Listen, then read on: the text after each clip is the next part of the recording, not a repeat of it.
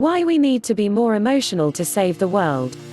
If our species wants to enjoy a long-term future, it might need to tap into the very human qualities of emotion.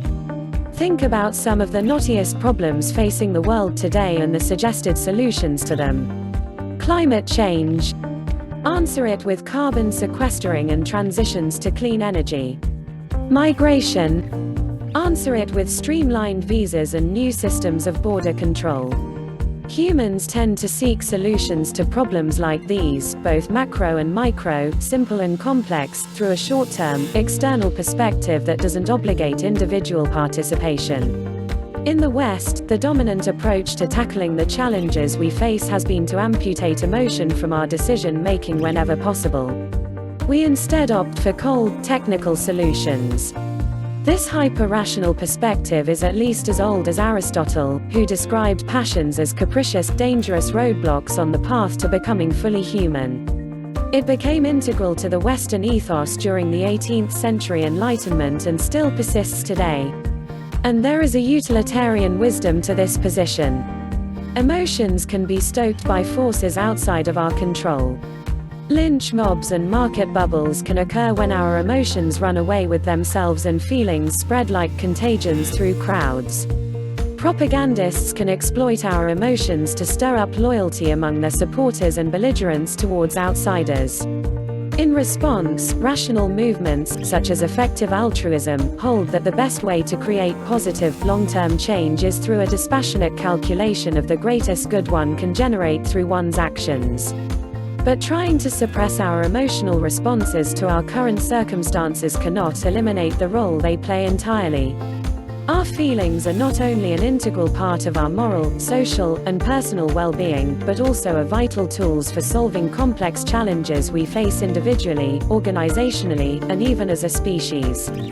As Emiliana Simon Thomas of the University of Berkeley's Greater Good Science Center says, emotions provide us with quintessential information about what's important and what to do next and how to do it and who to do it with.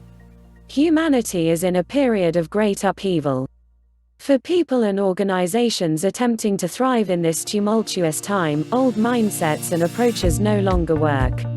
To create a better future where everyone can flourish, leaders and organizations need to find ways to engage and encourage emotions more fully. In recent decades, an array of scientific insights have reshaped the way we view emotions, particularly in the way they affect how we think about the future.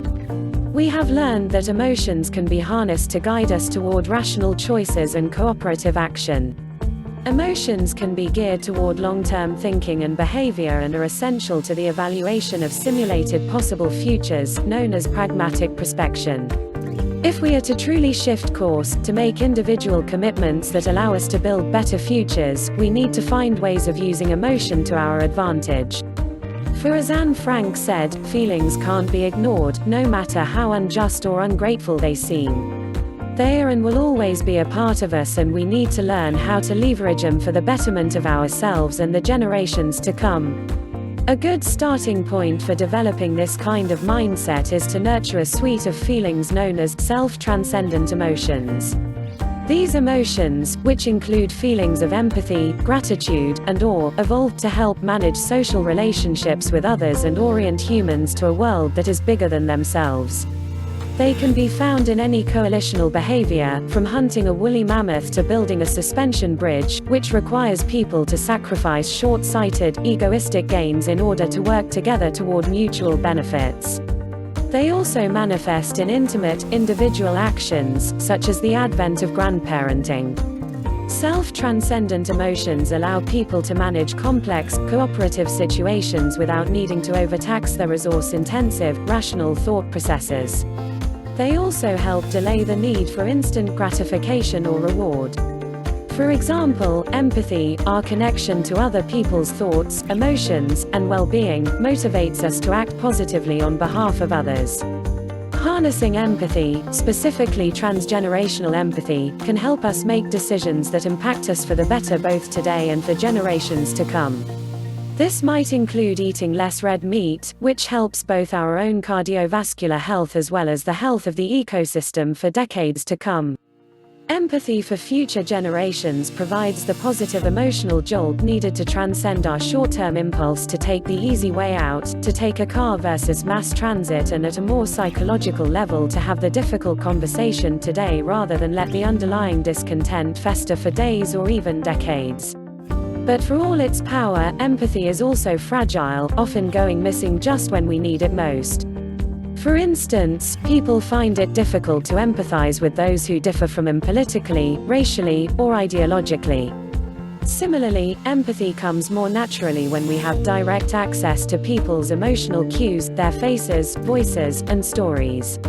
As a result, people tend to empathize preferentially with others who are close to themselves, spatially, socially, and temporally. When this happens, we also dole out kindness in uneven, nepotistic, and potentially short-term ways. But this limit is not baked into the nature of empathy. Like other emotions, people can regulate empathy, pointing it toward targets with whom they might typically find it difficult to connect. One way to build empathy is by cultivating a sense of psychological safety, especially through close connection to other people. For instance, reminding people of positive attachment figures, such as supportive family members, renders them more empathic and helpful to others. Likewise, reflecting on positive people in our histories can also help us to extend empathy to those beyond our immediate spheres.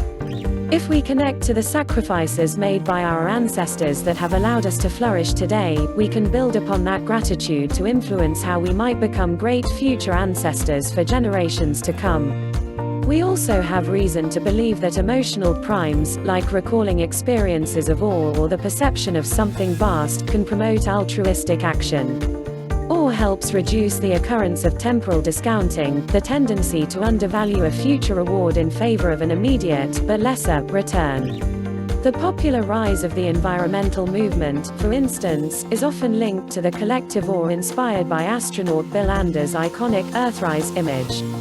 If more policymakers were to seek a sense of awe from images like this or experiencing the raw beauty of nature, might they be more open to taking the drastic steps we need to tackle environmental issues like carbon emissions, pollution, and biodiversity loss? We as individuals too may rethink how we live our lives if we could harness this sense of awe. This has in part already been happening with the backlash against plastic. Natural history programs like Blue Planet 2 create a sense of wonder at the natural world before cruelly showing us what we are doing to it. They led millions to seek ways of reducing their use of plastic and forced multinational corporations to do likewise. Even less desired emotions can be activated if they are useful to a task at hand. For instance, individuals who are about to get in an argument may guide themselves into anger, and individuals who are about to ask for a favor may likewise choose to feel sad. Emerging research suggests that we can also point emotions like these, by using visualizations of desired outcomes, toward particular long-term goals, like helping future generations to thrive or in planning for our far futures. As humans, we often tend to get stuck in short-term thinking and look for external solutions to the challenges we face, but we need not settle for this limitation. There are many ways to cultivate long-term choices and priorities that can be of benefit for us today and to those that will follow. Rather than ignore or suppress our emotional nature, if we can harness this very human side of us to support a future that we can feel positive about and become the good ancestors, and possibly even the great ancestors, the future needs us to be.